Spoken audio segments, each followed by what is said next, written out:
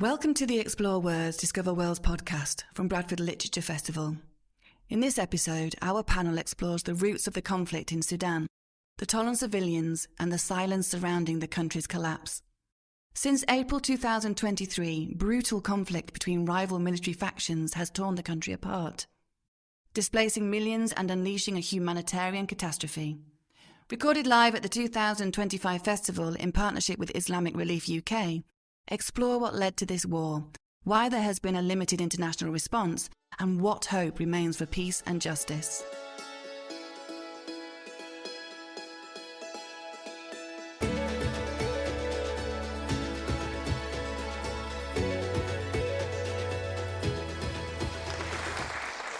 Hi everyone, thank you so much for coming to this event. As you know, we are here to discuss a terrible conflict that has gone on for far too long and yet receives very little media coverage, very little public attention, and even little activist attention. So hopefully we can together throw some more light on this conflict and perhaps what little we can do to help alleviate things. I've got a really distinguished panel, so I'm really excited to be able to chair this. Rupa Gogineni is a Paris-based filmmaker who has been working from Nairobi for over a decade. So she has some really amazing frontline insights, and she has made a number of films about the crisis. So her recent documentaries have been made for the New York Times, the BBC, Al Jazeera, and I believe your latest film is available to watch online. So her website is rupagogineni.com. You can check that out, and you can find some of the films which are available online from her website, including, I think, a version of the newest one. I also have here with me Salman Sheikh, who is the founder and CEO of the Sheikh Group, which is specialized in peace building and conflict resolution. Salman has a focus on the Middle East and North Africa, a lot of experience in track-to diplomacy, previously directed the Brookings Institution's Doha Center, has served in the United Nations in a number of roles. And finally, last but not least, we have Professor, let me just scroll down to get your name correct, Owen Green, who heads up the Department of Peace Studies at Bradford University. He's has a 20-year career of writing papers and articles, 240 research articles to his name. Also was a director until very recently of the NGO Safer World, which has done a lot of work in the Sudan. So there's a lot to get through. And Rupa, I'd like to start with you. Maybe if you could give us an insight into your latest work and what the focus of that work is and how it relates to your previous films. Sure. Thank you for that introduction. Hi, everybody. My name is Rupa. I'm a documentary filmmaker. I started my career in Nairobi, where I lived for a decade, which is where I started getting involved in Sudan. And so have been working sort of in and around Sudan for the past 10 years. When I began, it was still under the regime of Omar al-Bashir. And so as a filmmaker and a journalist, and an American filmmaker and journalist, it was very hard to get a visa and to access Sudan, and so I was mostly working in rebel-held areas in South Kordofan, where you could access through South Sudan, and also with communities in exile. Loads of journalists and artists, human rights defenders were all in exile. Many of them in Nairobi, and that was sort of my community. And so I made films during that time, and then I made films during the revolution, which kicked off in December 2018 and successfully toppled the dictatorship of Omar al-Bashir after 30 years, after many armed revolutions, failed in this pursuit. So that the film that I was hoping to show clips from is Suddenly TV, which I filmed during one specific protest in Khartoum, which was after the fall of Bashir. But basically what had happened was the military of Burhan had sort of stepped in and they said, we'll give you civilian rule sort of down the line, but right now we're going to remain in power. And this is, of course, sort of not what the revolutionaries had gone to the streets for. And so the revolution continued, and they occupied the military headquarters. And I thought they would never leave. They built this entire protest camp. They had a Revolutionary Corps of Engineers that made a sort of an electric grid, and revolutionary doctors who'd set up clinics throughout the camp. It was an entire sort of self-sustaining city. And people from all over Sudan had sort of poured into Khartoum for this. And then eventually the protest was very violently destroyed by both the RSF and sort of under the sort of leadership of SAF as well, both of whom are players in this current war.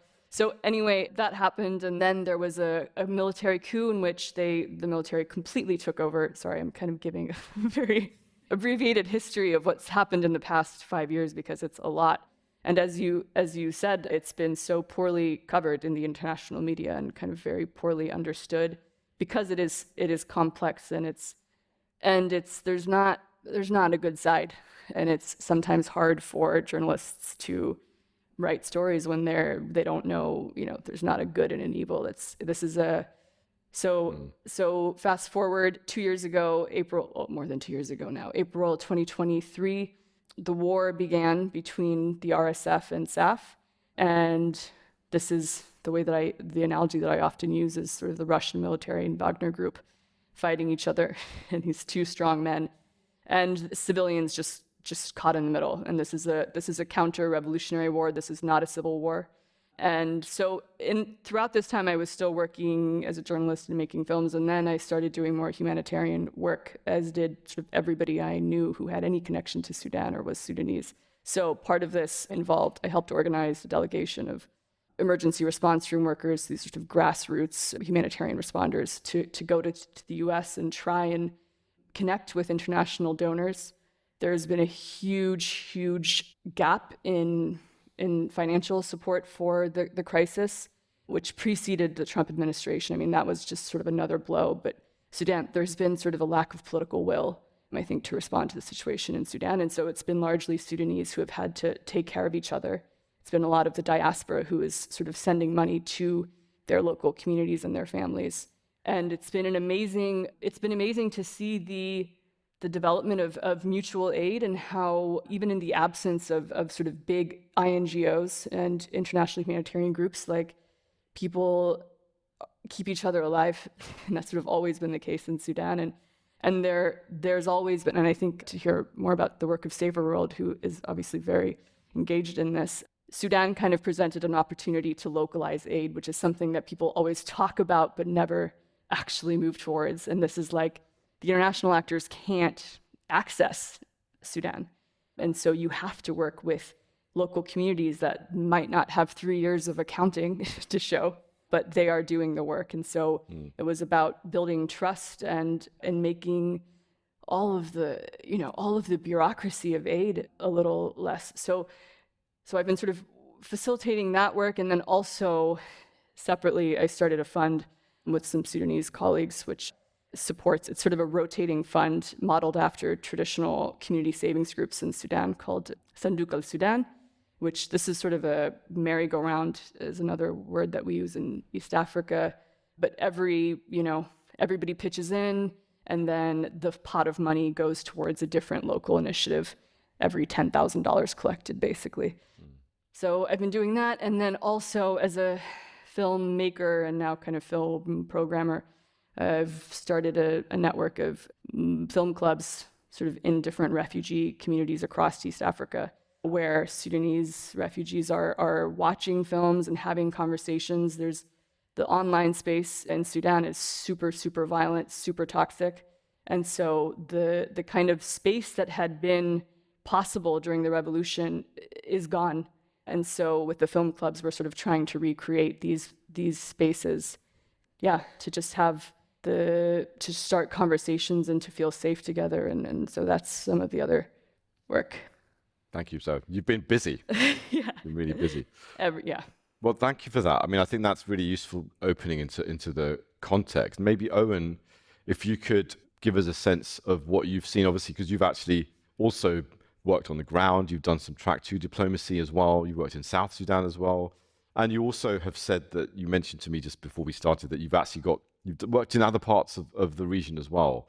So with that in mind, what is driving the intractability of this? No, thanks, and it's a pleasure to be here. Hi, and I'm looking forward to your questions. So I'll come back to what's driving it by giving a little bit of context and then coming back to it. I mean, one of the most astonishing things and astonishingly successful processes in my career in the Horn of Africa, I've worked elsewhere, but in the Horn of Africa, was the mobilization of NGOs and civilian groups during 2018 and 2017. They were entirely suppressed beforehand. And yet, and I know because there was a lot of sensitive work enabling those NGOs and civil groups to meet in the region, and I was participating in some of that. And so it didn't come from nowhere, but nevertheless, it was entirely surprising that the regime itself was not strong enough to immediately suppress that civilian uprising. Looking back, I don't want to go into detailed history, but it's quite possible that the ruling elites in Sudan were happy to get rid of al-Bashir, but lacked the framework in which it could be done. And so when the uprising happened, they essentially refused to back him, and then have been playing a game ever since. It was an amazingly inspiring process where suddenly things opened up between late 2018 for about 18 months, 2 years, and a very productive peace-building process, which was reflected in what's called the Juba Peace Accords. But the most important thing is to recognize what an important framework that is and was for any future peace in Sudan. It essentially recognized that most of the problems of Sudan throughout its history, including when it included South Sudan, was an entirely unaccountable, brutal, authoritarian Khartoum elite, which was essentially trying to run Sudan without recognizing the enormous diversity of the peoples and the cultures and all of that there, and certainly not delegating any authority and power. And so this peace process that took place in Juba was a very difficult one, but it was managed locally, and there were many, many tensions between different groups. But in the end, the peace process involved reforms at the center, but also a lot of building of institutions so that at least, in practice, 6 different regions of Sudan could begin to self-govern to a large extent, and there was a lot of opportunity behind it. Now, coming back to the drivers, during this time it was a very uneasy relationship between them and the military. At that time there wasn't an obvious split between RSF and the Sudanese. RSF stands for the Rapid Support Group, which is the groups that were responsible for the genocide in Darfur during the period 2003 onwards. But there wasn't an enormous split, although there was certainly rivalry between them because they're headed by 2 very charismatic individuals that want to move forward. But I trace the decision to topple the civilian government, which was always fragile, to the point where the civilian government was getting its act together to begin to hold accountable the security forces in Sudan for the way they were pillaging Sudan's resources, which is a tradition that's gone on ever since independence. And so obviously, one of the benefits of being in a very mineral-rich country and ruling it is you can pillage the resources. One of the characteristics of Sudan, including the period before South Sudan left, is that the elites seem quite comfortable with almost permanent conflict and war in the country. It's if there's permanent conflict and war, then you can sort of loot with impunity. It's harder to be held accountable, and it helps provide resources for the militias that people in the elites at the center want to maintain, but they don't want to pay for, and so please go ahead and loot and all of that.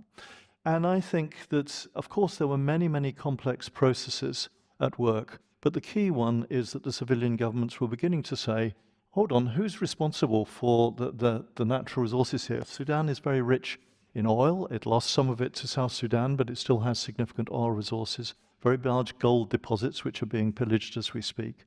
So if we talk about drivers, I think they're almost entirely internal. They are primarily about elites, a coalition of elites that have run Sudan in all sorts of different configurations over the last, forever. And now they've reached a critical point. Do they allow the civilian venture to proceed, government, and risk losing their access to resources, or do they topple it? And they toppled it, and then, of course, later they divided. So that would be one key driver.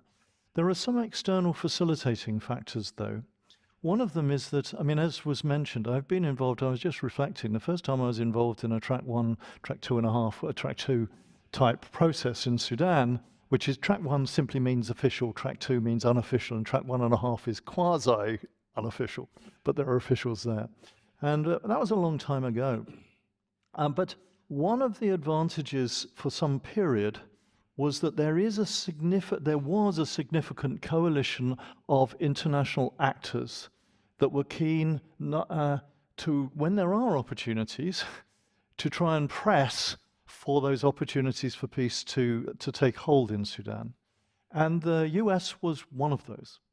And a coalition that was powerful, that included diplomatically powerful, obviously US is militarily powerful, but which included the UK, Norway, a number of others, at the very minimum during the crisis, and this was something that happened, in fact, when the civilians took over. One of the things they did manage to do, they didn't affect much domestically, but one of the things they did manage to do was persuade external actors to stay out and let the Sudanese do it themselves. In other words, don't get tempted, UAE, Saudi Arabia, Russia, all of those, to sort of take sides.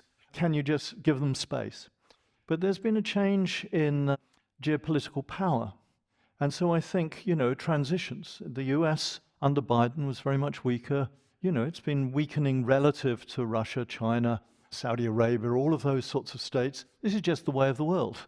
And so when it came to 2022, 23, I know that there were really intense efforts by that previous coalition to try and keep other states out, trying to persuade them not to interfere, not to take sides in this re-emerging civil war. But of course, they failed. So they're not taking sides. They're trying to foster a diplomacy. There is a neutral diplomacy going on, but the real power is on the ground. And in that context, Russia and UAE, Turkey, Saudi, Egypt, Libya, Chad, they're all involved. And this is partly because they care about power in the neighborhood, and it's partly because there's very rich pickings. So what's the successor to the Wagner Group, and the Wagner Group is very actively operational in an area which is essentially about smuggling gold from South Sudan into there, and so on and so forth. So it's shocking in that respect, but in the end, the externals are not driving it, except that they are providing weapons to help sustain the horrible character of this war. But it is internal. So 2 or 3 other points, if I may, before we pass on. Don't make the mistake of thinking that the Rapid Support Forces and the Sudanese army are professional organizations which have got a commander. They have commanders, and they declare obedience to those commanders. But the character of conflict in Sudan for a long time has essentially been, you have coalitions of militia groups, strong people who align with whoever they think might win, in order that they may join the government if there's a peace, in order that they'll get share of the national resources. And so these forces are broadly, consistently aligned with the RSF and Sudanese forces, but once it looks as though one side might win, you'll see quite a shift, which could help consolidate. Unfortunately, these forces are not fighting over anything except selfish access to wealth and power. Of course, there are many, there have been many ideological dimensions in the past. Bashir talking about a specific vision of strict Islam and so on and so forth. But in the end, I think the scholarship is this is a rapacious set of national elites. It's utterly tragic. I've had an opportunity to work with the Nuba in certain areas, and not in Darfur, but just over the border in Darfur with the Darfuris and so on. There are so many vibrant groups that have managed to survive this almost constant war ever since independence and before probably, but it's getting worse and worse for them. And these are groups, some of them have decided to take up arms in order to protect their identity group, and they have incentives then, and then those militias become aligned with one or other group or try and fight their own side. Others have learned maybe long ago that taking up arms just means the scale of repression against their community is much greater, and therefore they just retreat into this.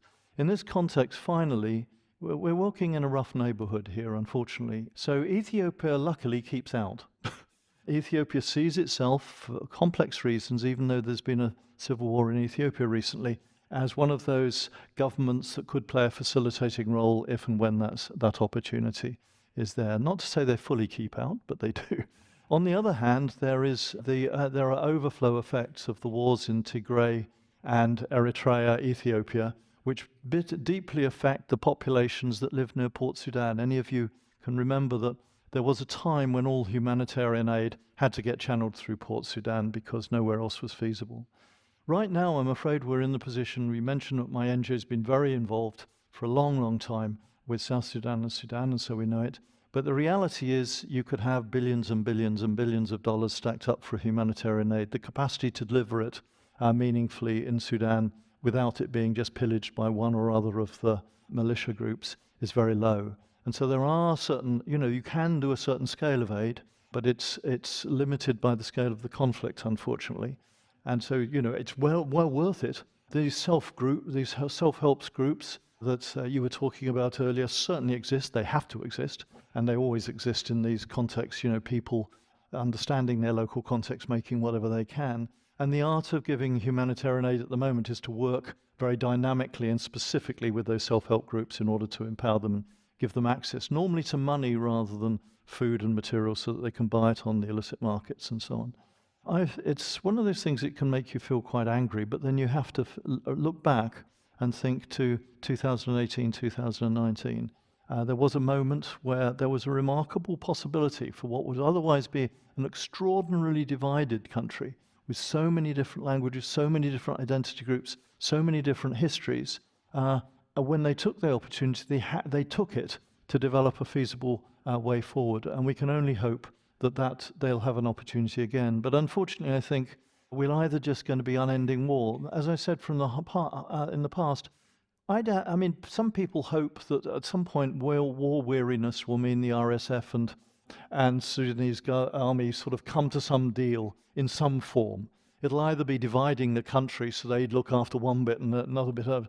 But I don't see much incentive for that because they live with war. It's good for them. And so it's an elite that understands how to extract resources, and war conditions are very beneficial to it. So we're in for the long haul. And why is there less public? There used to be tremendous public attention to Sudanese conflict over a period of time.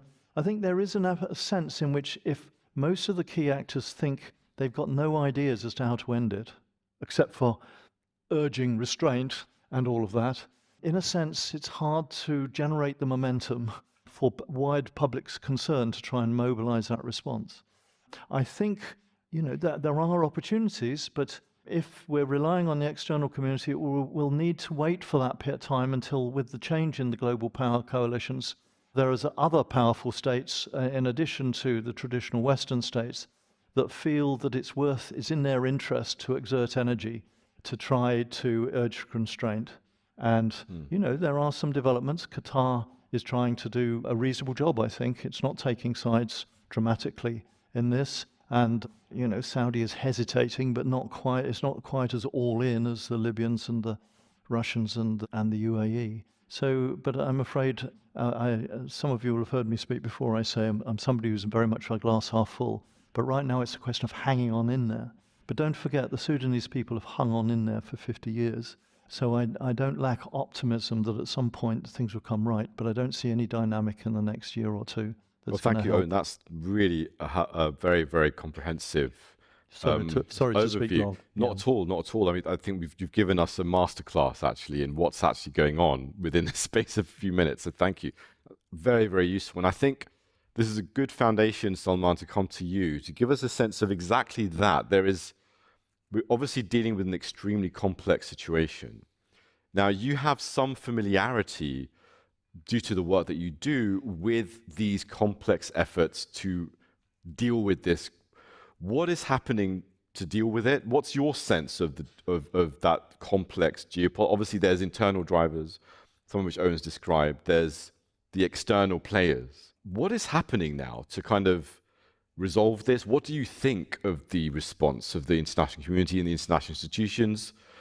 where is it going, and is there hope? Thank you. It's very good to be with you, and thank you for coming in your afternoon, and it's good to join this esteemed panel. There's always hope, and there should be hope, especially for a country like Sudan and its wonderful people. Owen referred to this remarkable efforts in 2017, 18, and 19, which led to the overthrow of Bashir. These were remarkable events, and when I headed Brookings, we were covering the Arab revolutions, bringing Syrians, Tunisians, Libyans, Yemenis, Egyptians together. And I have to say, some of the most impressive people and efforts I've seen are in Sudan, actually. So yes, there is hope. But let me step back for a second to explain where we are right now. You've already heard the background and the context. Sudan, since its independence in 1956, unfortunately, has been a highly volatile state, a nation state as such. It's gone more than 20 coups. Military rule of Bashir lasted more than 3 decades, 2 civil wars, etc. Today, there is a humanitarian crisis, the like of which we don't have in the rest of the world. At least half of the population are in acute need.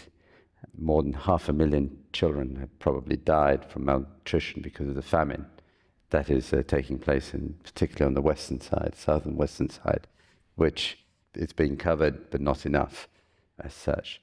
So it's a really desperate situation. Where I would slightly disagree with you, Owen, is that, yes, the elites are the drivers of this conflict, but I think it's now a regional conflict, and the actual fuel for it is being provided by the region. Yes, the established elites who have plundered Sudan, and let's remember Bashir, for example, gave one of the militia leaders in the RSF, Hemeti, formerly what was the Janjaweed and then the RSF, ownership of gold mines, for example. So yes, the elites have a stake in that regard, but what's been so disappointing as part of perhaps broader geopolitical competition, the competition that has now led to really fueling this conflict inside Sudan. And it's not just the neighbors, it's the Gulf states, as you know, as well. So that is unfortunately a problem we face today. In terms of diplomacy, nothing seems to be working, I'm sorry to say. So there was an initial effort to ceasefire. There was the Jeddah Agreement in 2023 with the role of Saudi Arabia, which is important in that regard. Yes, there was this coalition of both American and European actors which still try to engage, though I lament the fact that the Trump administration has sort of still not really found the senior officials to work on this. And remember, it's the United States that started to prescribe one of those militias for committing genocide in the southwest of the country. In fact, I think the Europeans, including the UK, are a bit lost right now. I give a huge amount of credit to David Lammy for his efforts to try and put Sudan back on the international community's agenda. He sponsored and he used his political, diplomatic capital to bring a conference together of some of the main actors, European, American, Gulf, a couple of months ago. I think it had 3 aims, even though it wasn't stated as such. One was to try and address greater the situation of humanitarian access. The second was the protection of civilians. And the third was to get some sort of a political track going. On all 3, there isn't that much progress at all.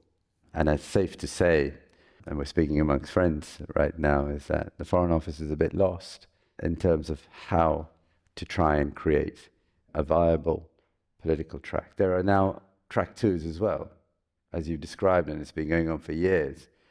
There is an important track 2 which has been taking place in Switzerland called the Neon process. But again, certain Sudanese players or personalities are even forbidden to attend because one sponsoring country or another of some of the Sudanese diaspora doesn't want them there. So that's the difficulty that we face. In amongst all of that, yes, we in the Sheikh Group have been trying to see, and by the way, we've avoided getting into Sudan for a long time because we felt others could do it better or were trying. So we didn't want to duplicate what they were doing. But over the last year or so, we have been looking at it in a more serious way. I first went with the UN Special Representative for Children in Armed Conflict to Sudan in the late 90s. And we went to both South Sudan and the North. As such, it's a completely different place in that respect. For us, it has been to particularly see how you can prise open a space where civilians can actually start to talk to each other. And the problem is that it's a race against time, actually.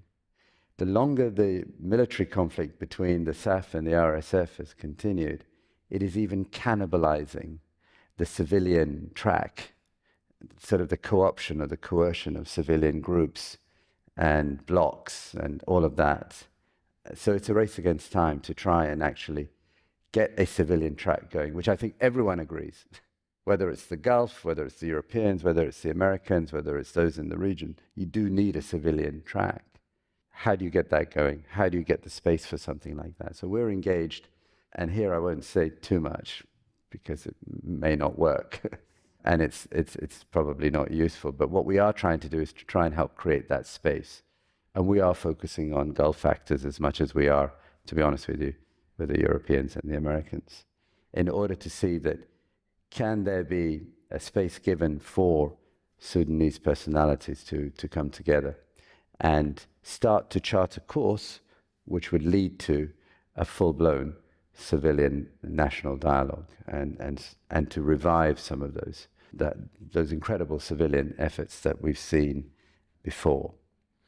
I should also say one word for the emergency response rooms. These are Sudanese themselves, young people often who have been working on the ground to try and deliver aid to where it's most needed. There are at least 20 plus now of these. Hundreds, Yeah, sorry. hundreds. 200, sorry, yes, 200 I was going to say, but 20, that are in 20 different areas of Sudan. And they've in fact been nominated for the Nobel Peace Prize. And I think they're very worthy candidates for the efforts that they've been making. And the challenge for those of us who are trying to work in the political spaces is how do we, without affecting their own impartiality, how do we bring those bottom-up civilian efforts also into consideration in terms of what they're trying to do? Can I jump in there? Yeah. Because I think that's in my mind, one of the biggest failings of the sort of negotiations and these talks that have happened and since the war began and before was the failure to include civilians. There's always sort of civilian leadership, but it's not representative of the movement, the movement that overthrew Bashir and had this nonviolent revolution. This movement is the network that is created the emergency response rooms, right? So the groups that are now keeping the power on and having soup kitchens and emergency healthcare facilities, they were formerly the people who were organizing the protests. So it's this sort of shift from organizing and demonstrating to now providing direct humanitarian aid. And it is very complicated because they cannot be seen as political. They cannot. But at the same time, they are effectively they are providing the services of a state, And so in my mind, it's like all of this, I hope at the end of this, people will recognize that the people that have in fact been sustaining Sudan are in fact this network of very qualified, very trained, impressive young people, and they're everywhere, That's the dilemma we face and many face in terms of how do you bring the bottom up with the top down? Because those elites, even if they don't have the same amount of credibility really on the ground, because of the sponsorship and support that they are getting. And, the RSF has now got drones. Both sides have got anti-aircraft stuff. There is more and more, in fact, weapons which are coming in. And how do you, at the same time, sustain the ability of these civilian forces to be able to provide support to the people on the ground? I think there's very clear things that they're demanding right now, which is recognition as humanitarian actors. They're not being protected in the same way that humanitarians are traditionally, and yet they're doing the work of humanitarians. And they are being co-opted in a lot of ways and threatened and shut down by both sides. And so it's about protecting their work? That's why I said this is a race against time, because the longer this conflict continues and intensifies, nobody's going to win, by the way. It's going to be a back and forth. So somebody takes a piece of land, somebody... Now, the SAF has certainly had progress in the last year or so, particularly in overtaking and going into the capital now, Khartoum, and the RSF being more and more confined to the western side. So we do need a civilian track which is able to harness precisely this kind of elements. If I could just finish. The longer this continues, though, we are actually facing a situation where it gets more and more out of control. We are, in fact, facing, in my view, and you talk about glass half full or empty, if these efforts don't work and if we don't have the international community being able to be truly effective in supporting these kind of civilian efforts and a civilian track, we're actually looking at the disintegration of Sudan. And not only the disintegration of Sudan, but something that's going to affect the entire Horn of Africa, which is already a very fragile place at this moment in time. And in fact, a belt of conflict which goes all the way from the west of Africa to the Red Sea.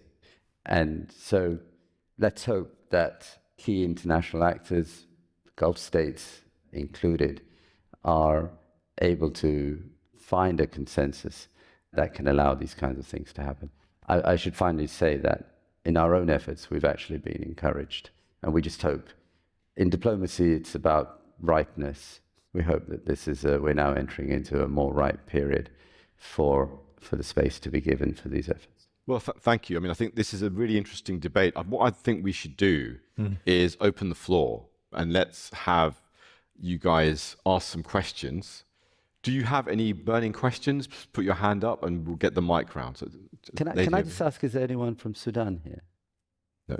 Okay. Doesn't look like it. Okay, so we've got two questions. So one is focused on, is the governability of Sudan, section something off, and the role of the African Union. Yeah, Owen, please go ahead. Yeah, I'm happy to start on those. Both are ones that I've spent a lot of time reflecting on and talking. But I think Sudan is very governable, if only the elites had attempted ever to govern it properly.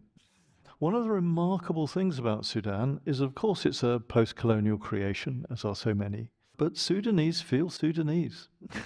So when that moment arrived for where there was an opening, an opportunity for that civilian government, there was a lot of mutual recognition that they're very different, but that it wasn't secessionist. It was more a question of what sort of level of regional autonomy should there be.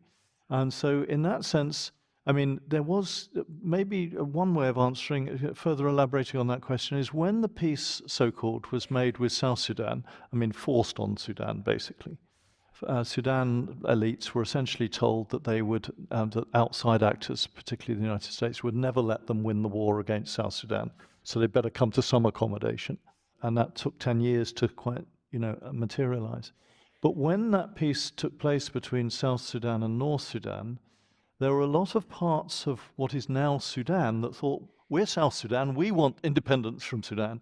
That was certainly true of the Nuba areas, the two Nile states. It was true of parts of Darfur, which is just north of South Sudan, and with slightly more complex elements, the Darfur region. These were areas that had always been suppressed by Khartoum, couldn't see any big future in being left with Khartoum, and if they had a choice, they'd prefer to go with South Sudan. Looking back, that was tricky, but essentially the diplomacy of that would have been too complicated. People wanted an agreement between what was, had been long identified as South Sudan, and so they were essentially forced to continue to stick with the Sudanese state, with all sorts of words about how the Sudanese state would provide more accommodation to them, which it never tried to for a moment.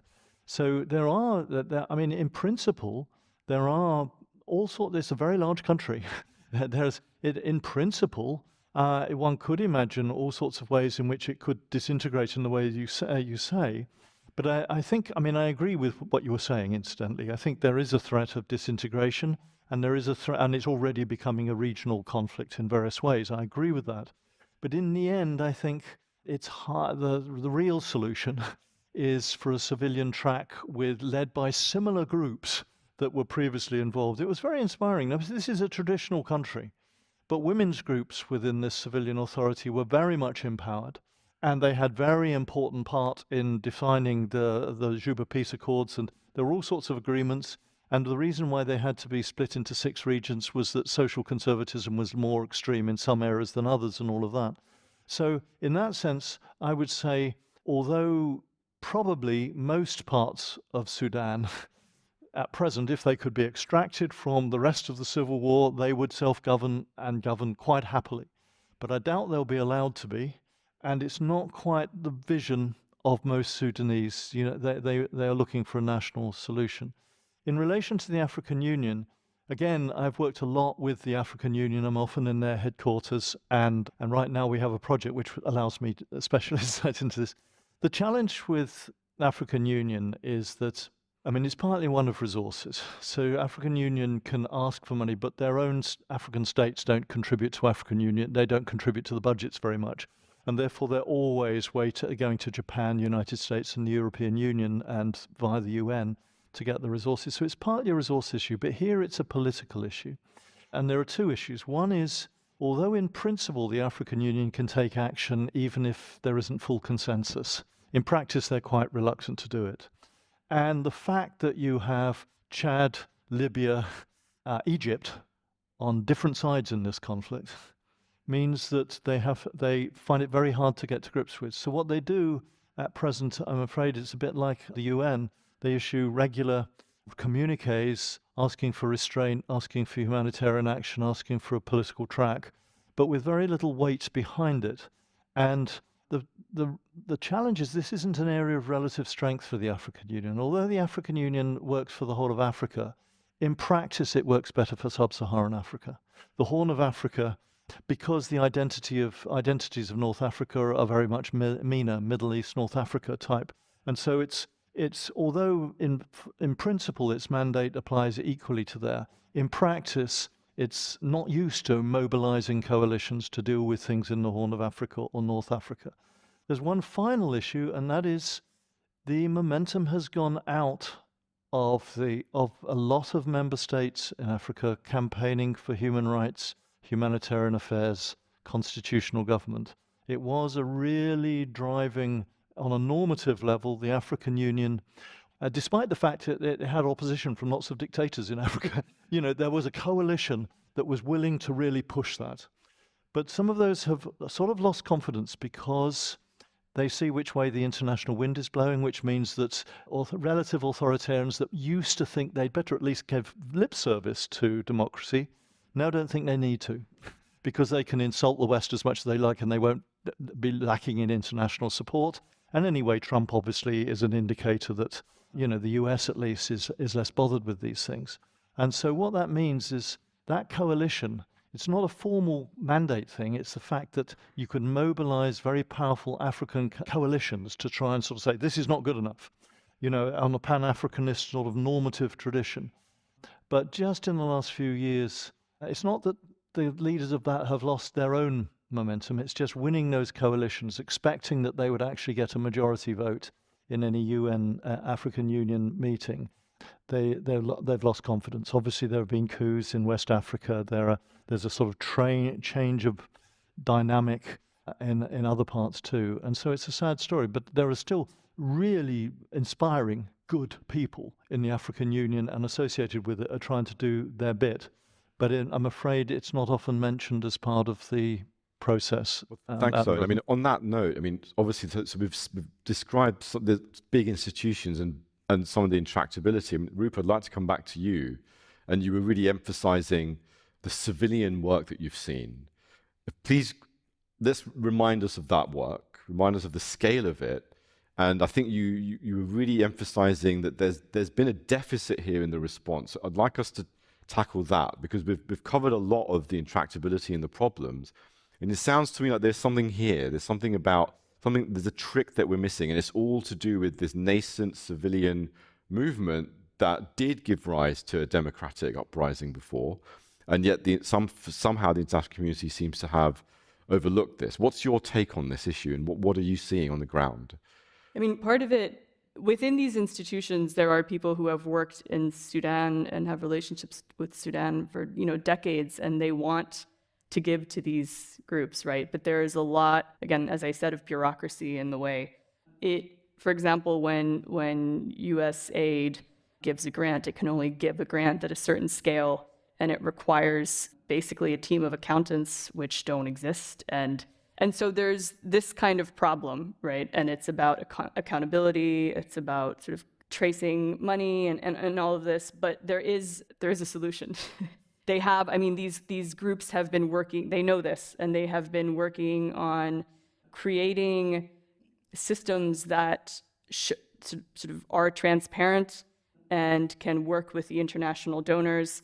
And if there are billions of dollars around, there are ways to spend it in Sudan. There's this network of emergency response rooms, which we've briefly described, which again is hundreds of response rooms around the country. And these include both, they're doing emergency medical relief, but also food.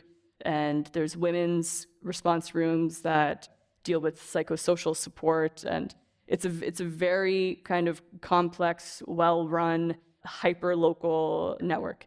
And although they are all autonomous, and this is important, I mean, I think because historically Sudan has been so dominated by Khartoum and an Arab elite, it's really critical, and it has been sort of throughout the revolution and in this civilian response that it's grassroots and not centralized. And this is part of the issue, which has contributed to the lack of, I think, civilian sort of leadership, because you can't step up and identify yourself as a leader. You immediately lose credibility within Sudanese people. And so it means that there's no kind of spokesperson for this movement. It's sort of intentionally horizontal. But they do have, again, they sort of operate autonomously, but they have a central finance coordination committee. And then there separately is something called the LCC, which is the Localization Council. And this is made up of a number of Sudanese humanitarians that have been involved in different NGOs for many, many years, very experienced. And so now there is a mechanism by which you can donate large amounts of money to an American nonprofit that then funnels money directly to the LCC, which responds to the needs of the ERRs on the ground and allocates things accordingly and quickly. And so they do now have mechanisms to receive like big money. There was one other thing I was going to say, just to your question about the local sort of independence movements. I mean, I think, again, because Sudan has been such a kind of, Sudan is a colonial construct. I mean, there are many, many sort of kingdoms and groups within Sudan, and they have kind of survived without it, or in spite of their central government. In South Kordofan, there is one, in the Nuba Mountains, there is one armed movement, the SPLA North, Sudan People's Liberation Movement North, which had formerly fought alongside the South Sudanese rebels, as Professor Green said. And now they are effectively an autonomous state. I mean, they have their own rebel army, they have their own rebel administration, government, everything, education system. And they have some gold, which they, use to finance everything. And so there are places like that, and it's sort of led by a charismatic leader named Abdulaziz, who's like an old school African socialist. And there are kind of pockets like that, and that's sort of the most developed and functioning. But I think, it's sad, and there is this sort of balkanization that's happening in Sudan, but it's not, and of course it's this horrible, horrible war, but in a way it's always been like that, And I worked a lot also in Somalia, and it's reminding me more and more of Somalia, where there's things function in dysfunction. It's not, there's this sort of this notion of a nation state functioning in this specific way doesn't always make sense. And that could very well be an outcome of this war. Salman, please. Yeah, you've thrown open a very deep question, and I respect the answers that you already heard. Sudan is, in the modern day, is an artificial construct, yes, in terms of, but then we have to ask ourselves the question: what is best to deliver the well-being and safety of the people of that land? The preference should certainly be that civilians are able to rule over this land and then decide how they organize themselves. So I would be very wary of the balkanization of Sudan. I would wish, of course, Sudanese to be able to decide what level of autonomy or localism and regionalism that they design. And that's probably a better path towards the well-being and protection of the Sudanese. And they've shown themselves capable to actually be able to do that if they're given the space and support that they deserve, vis-a-vis the elites that have continued to sort of haunt over them. Otherwise, we may well have a situation where a peace breaks off. Let's take southern Sudan. Is it stable today? No. and so you'll continue to have an atomization until when do you stop? And that won't stop just in and around those areas, because the weakness of those areas then invites others to try and fill the vacuum as well. It doesn't stay just in those areas as such. So I think there's no substitute for the hard work that needs to be done in order to enable a proper diplomatic civilian track, which certainly is inspired and includes the kinds of civilians that Rupa's been talking about. We have people inside Sudan who are trying to identify and see, but here's the difficulty and the dilemma. You try and bring some of them into a political role, you're going to start killing the role that they're playing right now. So you've got to find some sort of a balance or some set of those who are even willing to be part of it, at least at this stage. And one of the lessons that we've learned from other processes which have failed over and again is the lack of preparation. So that is what we are trying, and others are trying to contribute to. Sudanese have been put together recently way too quickly without actually preparing the base, the foundations of how civilians want to take this process forward. And as part of that, of course, is a ceasefire, or at least more and more of an absence of conflict, which otherwise is going to continue to engulf any effort for civilians to be able to take over this. And this is where actually the international community, the African Union, the UN, but most importantly, member states can and should be doing a lot more. And I actually agree with David Lammy that I think it's racism that Sudan has not received more attention in our capitals and more of an effort. Yes, they've done that in the past, but there seems to be a certain resignation, and that it doesn't have to be that way, in my view. There are powerful states who should be able to put pressure on others who are now fueling this conflict. Can I just add one tiny thing? Well, we are actually out of time. Oh, I thought we've got another 15 minutes. No, so I'm afraid not. But we are here, so if you do have any questions, want to continue the conversation, by all means, please do come and speak to our guests. Thank you very much for coming. I hope that was helpful. Thank you. Thank you.